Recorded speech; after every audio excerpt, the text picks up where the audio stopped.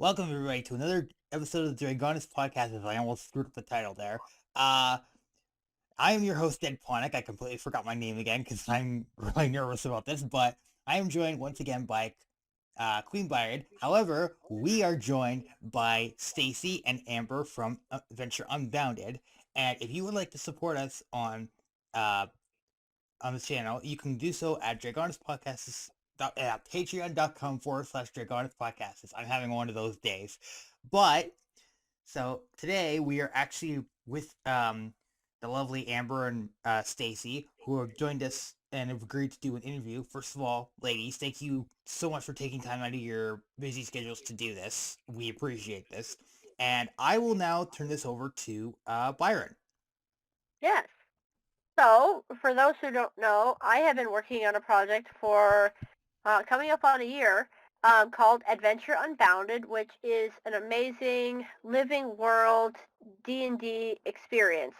So, you pay a subscription fee, you choose how many sessions each week you want to play, and then you play, let's say once or twice a week with a DM and a party, very traditional D&D thing. But outside that time, we have set up a huge Discord server with tons of downtime activities, a tavern to chat in, there's shopping opportunities. It's a whole living world where you interact with the other members of the server and the guild masters and all the amazing people who play in Adventure Unbounded. So today we've brought on Amber, who is another fellow DM like I am in the project, and Stacey, someone who's been playing with us over the last couple of months, to talk about the project and share their insights. So let's just jump right in. Starting off with Stacey, what is the appeal for you? What have you liked about Adventure Unbounded? There's there's actually quite a list. So I'm just yeah, we'll just kind of hone down to a few things that were like um, they're my top cool things. And this sounds so basic, I guess, but really, Adventure Unbounded was the first time that I've ever been able to play weekly. Mm. My home games, we're all busy if we can get together. We run about every other week. If we can, that's lucky if we're every other week. And Adventure Unbounded, because it's kind of a service, like we could just come in every single week, and I've just never had that before, and I really, really liked it. I liked the consistency. I liked the the whole scheduling. We know that that's the worst thing about D&D, right? Is the scheduling, Yeah. and all of that is like taken away because there's just sessions posted, right? So I could just pick what time was convenient for me, and I get to play every week.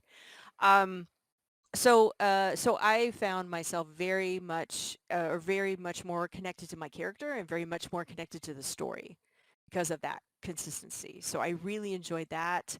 And then you were talking about the server, the Discord server and all of that. I really feel like I jumped into a community. Like everybody was just so kind and interesting, and there's just been a bunch of great people that I've met through playing in there. So it's really expanded my players network. Awesome. So turning it over to Amber, what has been the appeal for you? What have you enjoyed about Adventure Unbounded? Yeah, so little background. I've been a DM for only 2 years. I've never done anything professional. I didn't know there was such thing as a professional. So when Katie asked me if I wanted to join this fantastical thing, I was like, yeah, well, we can give it a try.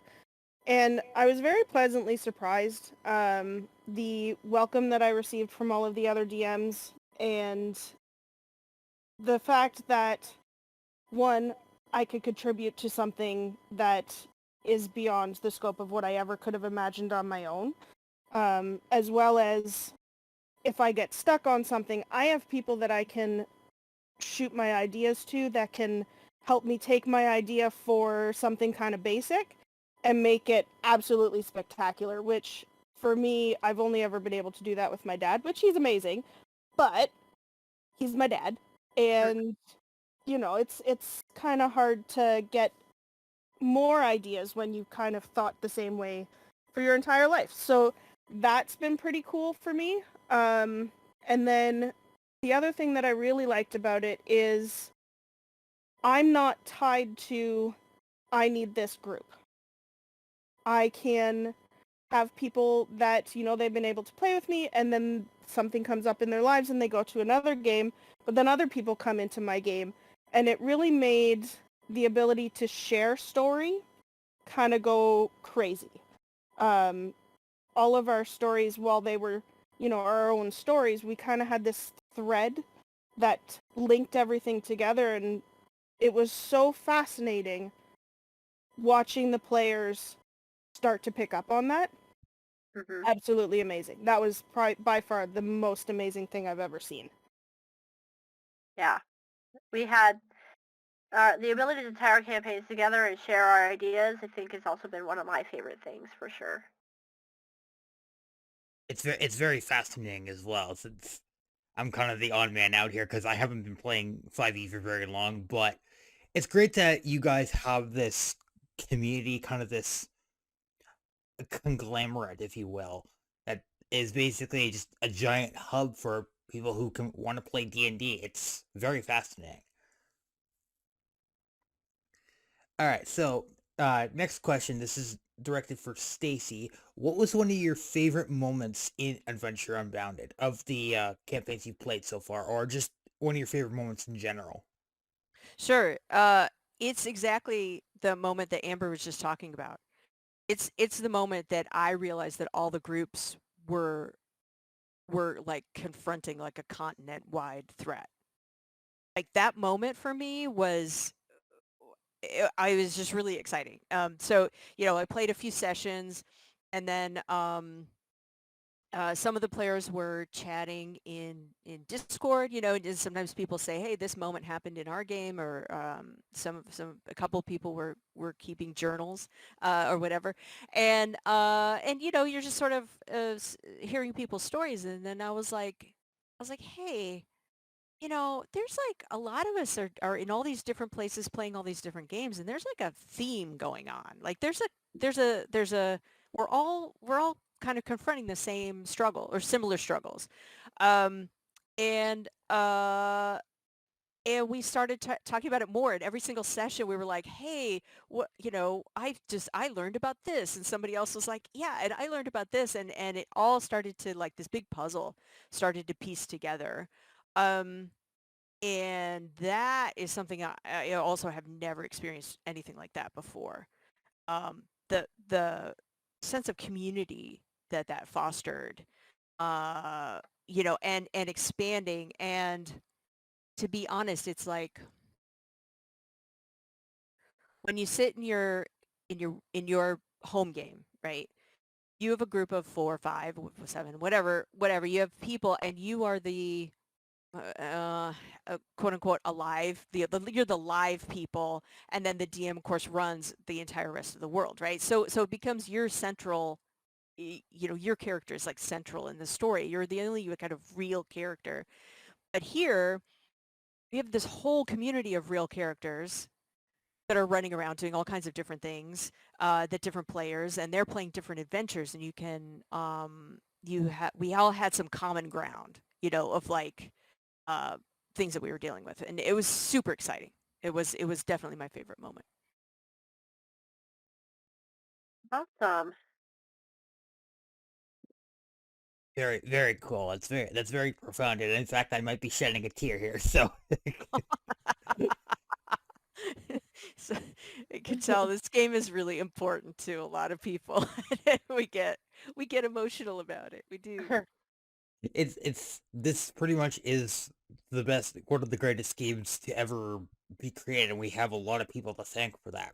But our Lord and Savior Gary Gygax, if it wasn't for him, this game would have never gotten off the table. Yeah, quite literally never gotten off the table. Right. So the next question is for Amber. What has been one of your proudest moments in Adventure Unbounded? So this one is kind of twofold. I really enjoy turning on its head the alignment system. Now, alignment in 5th edition is kind of, meh. But I really like taking a situation where you think, okay, that's the bad guy. I need to fight them, save the good guy, and flip that kind of on its head. And my players kind of figured that out fairly early on. And so then they started thinking, what does this actually mean? And I did that a couple of times. I did it with wolves fighting, like dire wolves fighting dire rabbits, which is a homebrew monster. And then I did it with a unicorn and a green dragon. But my absolute all-time favorite point of that was we were probably 3/4 of the way through the campaign, and they had really gotten an idea that there was this disease out there, curse, whatever, that was severely affecting creatures. And shortly after that, they discovered that it was affecting people too. But they had figured out that it was affecting creatures, and they were making their way to one of the towns, and a lion drake comes crashing out of the ground, out of the air, and is completely covered in this bark and spikes and very far gone in this disease. And he starts, kind of sitting there, not sure what's going on. My party, he's a hit first, ask questions later, and so he goes up and hits first. And then the lion drake starts yelling at him in Draconic. And my party looks at them and goes, well, that's weird. And so then they, figured out maybe they shouldn't, kill this thing. So they managed to get him to come with them, and they want to try and help him, and they get over, and they find somebody that can translate because none of them knew Draconic. And they discovered that he had been experimented on by somebody else, and he was actually a really nice dude. He looked like a monster, but he had a really good heart, and so they kind of built up this rapport.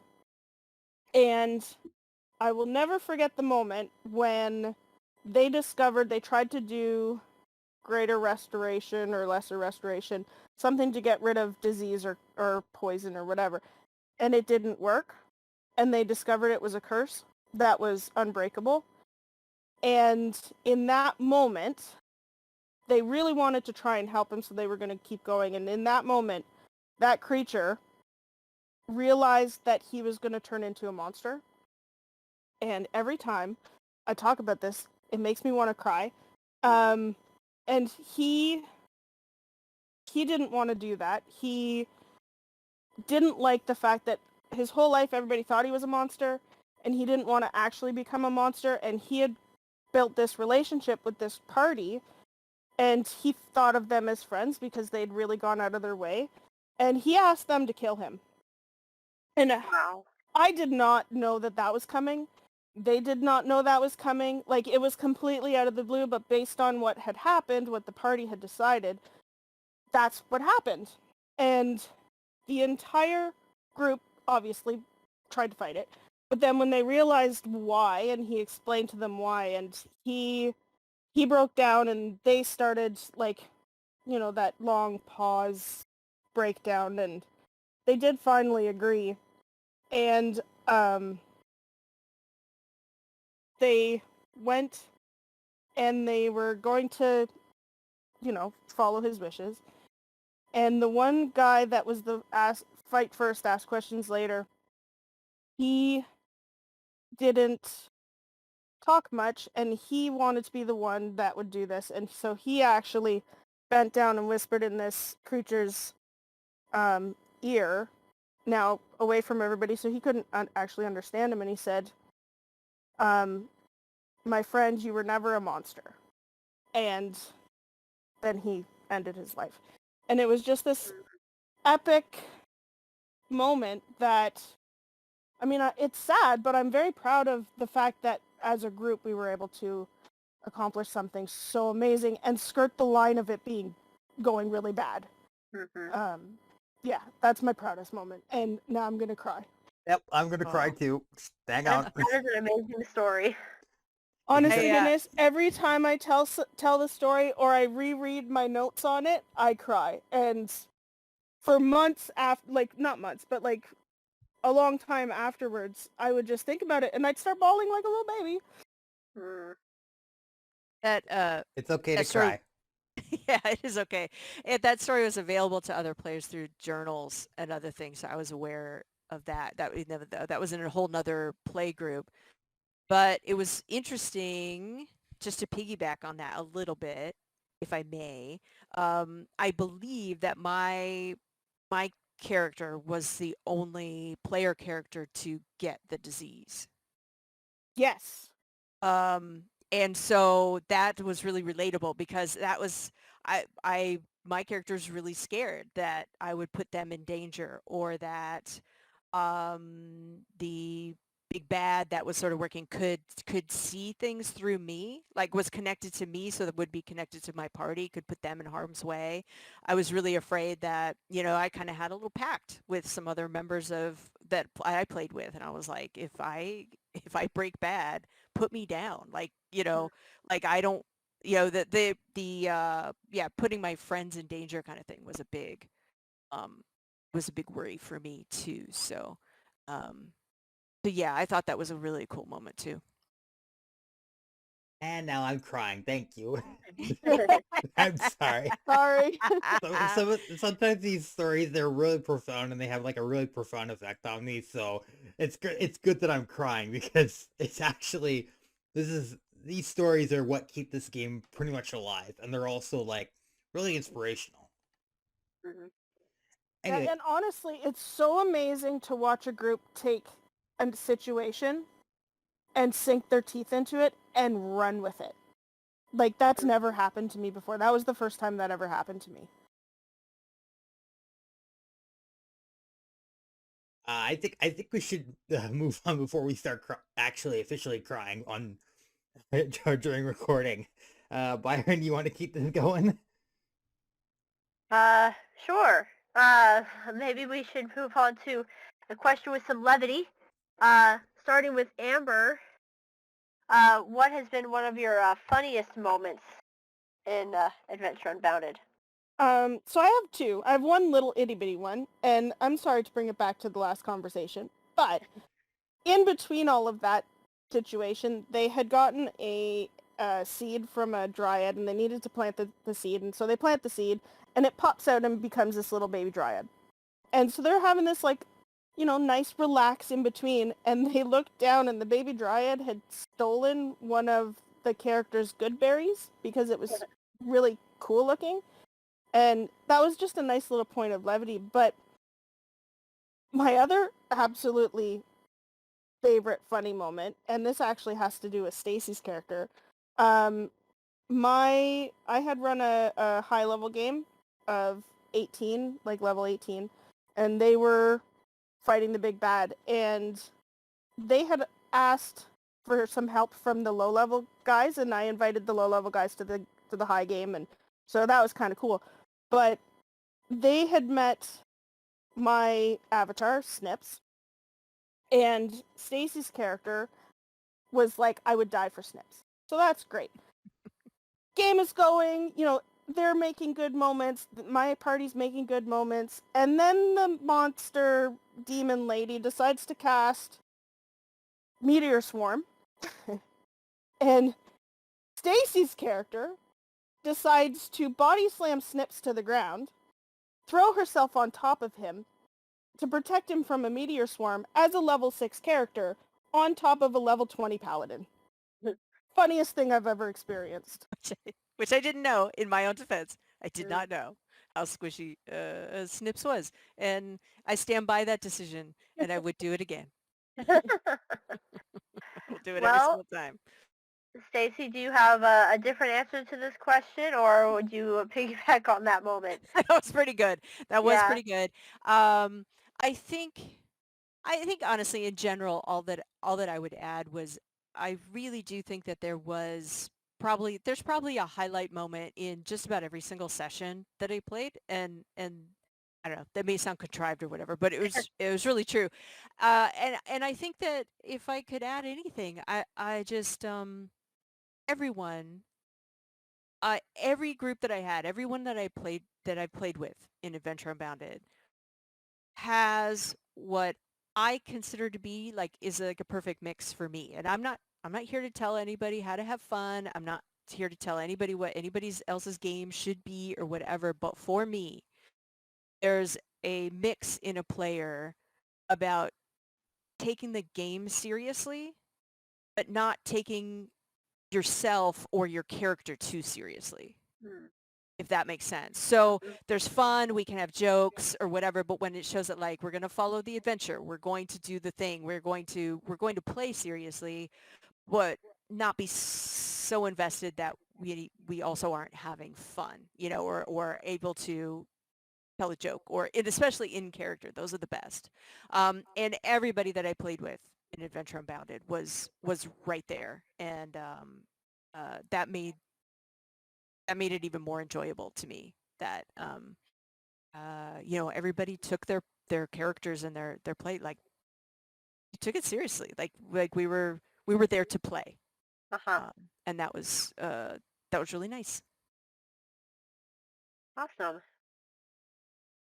Okay, so technically, the first question was mine, and Byron asked that, so I'll take the next question. So, starting with Amber, of the characters that you've played or voiced in Adventure Unbounded, which one was your most favorite to play as or voice?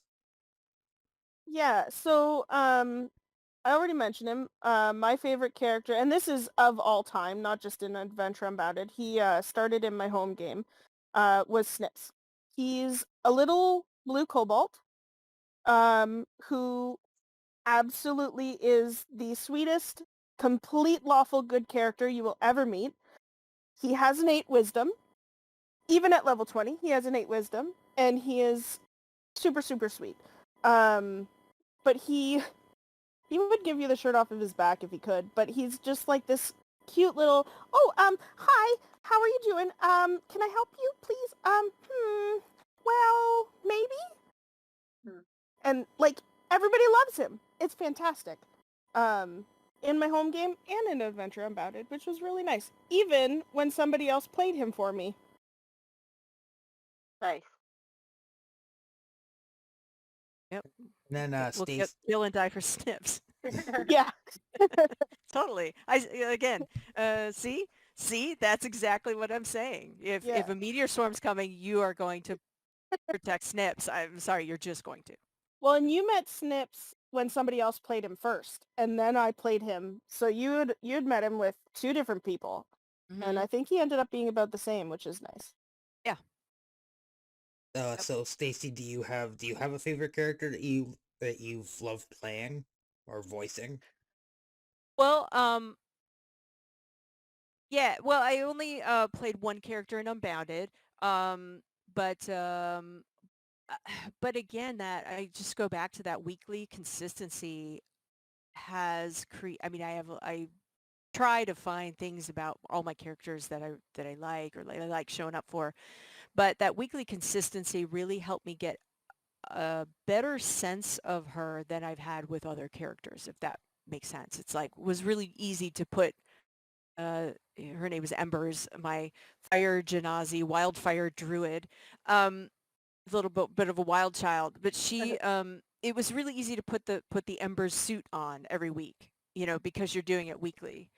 And and again, I hadn't had that experience before, so yeah, that was super fun. And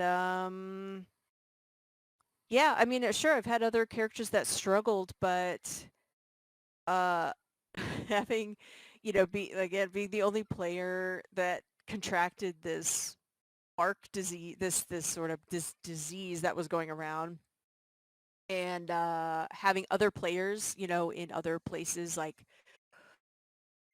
feeding me information about, like, hey, we tried this spell, why don't you try that? Like, there was a lot of cross games chatter, and that was super fun. So I how can I explain it? It's like, because you had different players playing different games, but we all had this community, more people know who my character Embers is than just my party, if that makes sense. Like Embers has a presence. Like she has a journal. She has like all this stuff going on in world, and yeah, that was a new experience for me. So that was really gratifying. Awesome. Yeah, it is amazing to see how much impact each character has had on the world and on the other players. You've been, game hopping, or if you switch sessions or anything like that, you get to meet a bunch of new people, and a bunch of new people get to meet you. Yeah. Byron, do you want to take the next question, or would Sure. you? Okay. So, besides working or participating in this wonderful project, do either of you have any other artistic or creative endeavors? How about you, Stacey? Start off. Sure. Well, my artwork is my business, so it takes up a whole lot of time. I have a hair accessories line that I sell through my own website. So, so I've been a jeweler for like 20 years, and I started making gemstone headbands, and I sell them online. Oh. And so that is my whole. Like I said, it's. I've incorporated my craft or whatever into my work. So, Uh-huh. so yeah, that's my brand is staceyirene.com, Well, which I'll give you a link for. But yeah, we'll definitely put it down in the description, so look down there awesome. for that. Oh yes, most definitely. Thank you. And Amber, do you have anything you'd like to share or tell us about? Well, I mean, I do some AI artwork, but that's mainly just for my games. But I also really enjoy making maps. I probably make way too many maps. You can never have enough of those. Yeah. So many maps. Yeah, no, maps are my jam. And actually, custom flooring in my maps. I really enjoy making intricate carpets and floors, and it's weird. But yeah, no, I just really enjoy making the maps for my games. So I probably use more maps than most people. But I do really enjoy it. So that's what I do. I don't have anything else. Now, do you make these by hand, or do you actually draw them? No. Oh, okay. No. Dungeon Draft. Using I use Dungeon Draft with the Forgotten Adventures asset packs. Which Gotcha. gives it a little bit more of a real feel instead of that cartoony thing. Which I hate the cartoony thing, which is why I make my own maps. I'm in Dungeon Alchemist. That's what I use for my maps, which I enjoy, but I've never used that one. I draw everything by hand. Oh, woof. Yeah, I play online. So Right. Uh-huh. yeah. I've played in person growing up, and then I DM'd once in person, and I was very upset that I needed my maps. I love my maps. So trying to get that ready for an in-person sucked. Do you guys do like any like armor work or like weapon arts at all? No. I would love to. That would be fun. Well, as a special treat, I'm currently in the works of this, but sometime, hopefully this week, I will be giving each of you a weapon and an armor set as a way to say thank you. And now it's obviously the armor is pre-made, but I like to color it and I like to add like little effects to it. But that'll be your thank you gift for coming on the show with us. In terms of like a weapon, like do you guys have like a preferred like weapon that you use for your characters? Ooh. My current character that I'm actually playing uses a warhammer and a battle axe. Oh, So I could definitely do a battle axe. battle axes are fun. Yeah. And just because I feel like it, your battle axe that I'll be making for you guys has you basically can chuck that thing, kind of like what Kratos does in God of War, and then on command it comes back to your hand. It Oh, cool. Yeah, it's really cool. Oh, Yeah. So final question, Byron, you want to take this one? Do you have...